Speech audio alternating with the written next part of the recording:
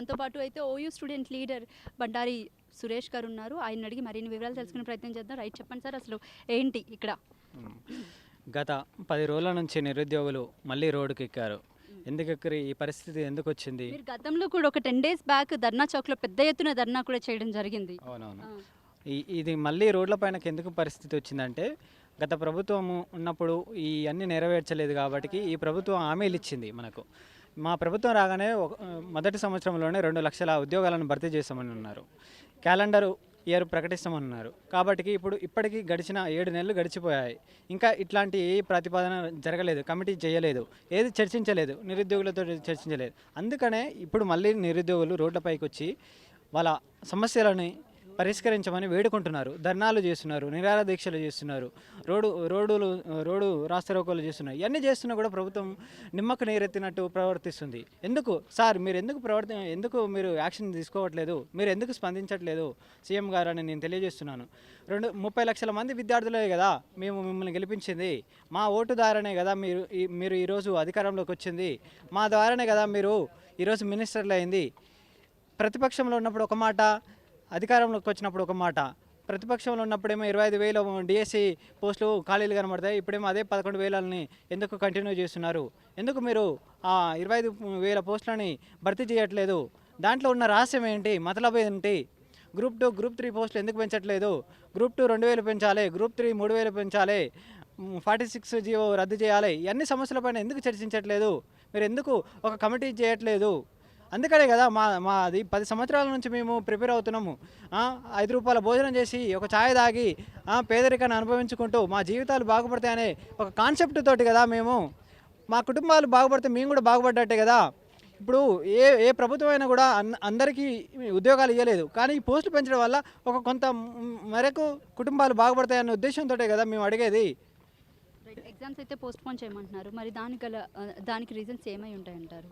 Exam మేము ఒకటే ప్రాతిపదికన అడగట్లేదు, ఒకే డిమాండ్ కాదు. మాకు పోస్టులు పెంచాలి. ఎగ్జామ్ పోస్ట్ పోన్ చేయడం వల్ల, అదే పోస్టులు ఉండడం వల్ల ఏమైనా లబ్ధి చేకూరుతుందా? లబ్ధి చేకూరుతుంది కదా. మాకు ఇంకా బర్డెన్ అవుతుంది కదా. ఇంకొక 50,000 మేము అప్పు తెచ్చుకోవాలి కదా. అట్లా ఇప్పటికే మేము లక్షల అప్పు తెచ్చుకొని మేము ఇంట్రెస్ట్లు కట్టుకుంటూ ఇక్కడ జీవితాలు ఇంటికి వెళ్లకుండా, పెళ్ళిళ్ళు చేసుకోకుండా ఇక్కడ గడుపుతున్నాము.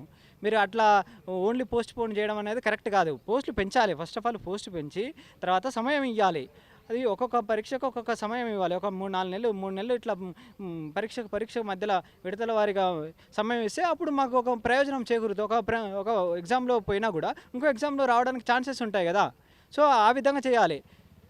రైట్. మరి మోతీలాల్ నాయక్ మీరు అన్నట్టు 10 డేస్ నుంచి ఆయన అక్కడ నిరాహార దీక్ష చేస్తున్నారు. సో ఇప్పటి వరకు కూడా ప్రభుత్వం ఏ విధంగా స్పందించలేదు. అయితే దానికి సంబంధించి బల్మూరి నాయక్ కానివ్వండి, లేకపోతే మానవతరాయ్ కానివ్వండి, వీళ్ళంతా పరామర్శించడానికి వచ్చారు. సో ఏంటి అంటే పరామర్శించడానికి వచ్చినప్పుడు పరామర్శించకపోతే ఇప్పుడు గవర్నమెంట్ ఏ విధంగా పట్టించుకుంటుందని మీరు అనుకుంటున్నారు? అవునండి. ఇప్పుడు మా ద్వారా వీళ్ళు పదవులు పొందినారు. ఇప్పుడు వీళ్ళు ఏసీలలో తిరుగుతున్నారు, మా నుంచి రాజభోగాలు అనుభవిస్తున్నారు. కానీ ఇన్ని రోజులు, ఇప్పుడు 10 రోజుల నుంచి నిరాహార దీక్ష చేస్తున్నప్పుడు, 10 రోజుల నుంచి రోడ్లపైకి వస్తున్నప్పుడు, మా వాయిస్ వినిపిస్తున్నప్పుడు మీకు ఇప్పుడు కళ్ళకు కనిపించిందా? అప్పుడే ఫస్ట్ రోజే వచ్చి చర్చించవచ్చు కదా. మీకు ఎందుకు దున్నపోతు పైన వర్షం పడ్డట్టు మీరు ఎందుకు ప్రవర్తిస్తున్నారు? దున్నపోతన అది స్పందిస్తుంది, కానీ మీరు ఎందుకు స్పందించట్లేదని నేను అడుగుతున్నాను. సో మీరు ఫస్ట్ రోజే వచ్చి మాతోటి చర్చలు జరిపితే మేము చేస్తాము అని ఒక హామీ ఇస్తే మాకు ఒక ధీమా వస్తుంది కదా. మీరు అట్లా కాకుండా మీరు ఈరోజు వచ్చి మేము చేస్తామని అంటే, ఇన్ని రోజుల నుంచి మేము రోడ్లపై వచ్చి మా టైం వేస్ట్ అవుతున్నాం, వృధా సమయం వస్తుంది. ఒకవేళ ప్రభుత్వం స్పందించకపోతే ఏంటి అసలు వాట్ నెక్స్ట్? ప్రభుత్వం స్పందించకపోతే ఈ ప్రభుత్వానైనా మేము మళ్ళీ రానున్న ఎన్నికలు ఉన్నాయి, లోకల్ బాడీ ఎన్నికలు ఉన్నాయి. మా ఎన్నికల పైన ప్రభావం తప్పకుండా ఉంటుంది.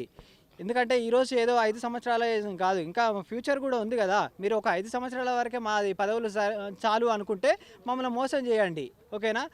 ప్రతి ప్రభుత్వాలు ఇలానే చేస్తున్నాయి. మేము గత ప్రభుత్వం పైన కూడా చాలా కొట్లాడినాము.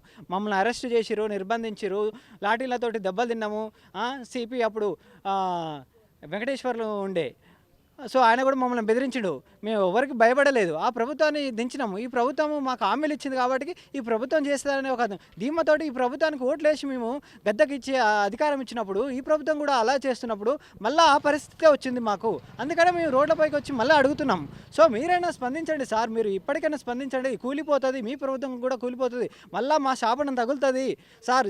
రేవంత్ రెడ్డి గారు స్పందించండి, ఆన్ ద స్పాట్గా స్పందించండి. లేకపోతే మీ ప్రభుత్వం పైన చాలా తీవ్రమైన వ్యతిరేకత వస్తున్నది. ఉస్మానియా యూనివర్సిటీగా నేను చెప్తున్నాను, ఒక విద్యార్థి నాయకునిగా చెప్తున్నాను. చాలా మేము కొట్లాడినాం, మాకు తెలుసు కాబట్టి మేము చెప్తున్నాం. గ్రౌండ్ లెవెల్ మీకు ఎట్లాంటి ఇంటెలిజెంట్ వస్తుందో మాకు తెలియదు. మీకు మినిస్టర్లు అన్న చెప్తున్నారా, ఎమ్మెల్యేలు చెప్తున్నారా తెలియట్లేదు. కానీ మీరు ఒకసారి మా కాడికి రాండి, విద్యార్థుల కాడి ఉస్మానియా యూనివర్సిటీకి రాండి, చిక్కడపల్లి లైబ్రరీకి రాండి. ఎందుకు వస్తలేరు, ఎందుకు స్పందించట్లేదు? ఇప్పుడైనా అదే స్పందించి తొందరగా నిర్ణయం తీసుకోండి. గ్రూప్ 2, గ్రూప్ 3 డిఎస్సి పోస్టులను పెంచండి అని వేడుకుంటున్నాను, ప్రార్థిస్తున్నాను.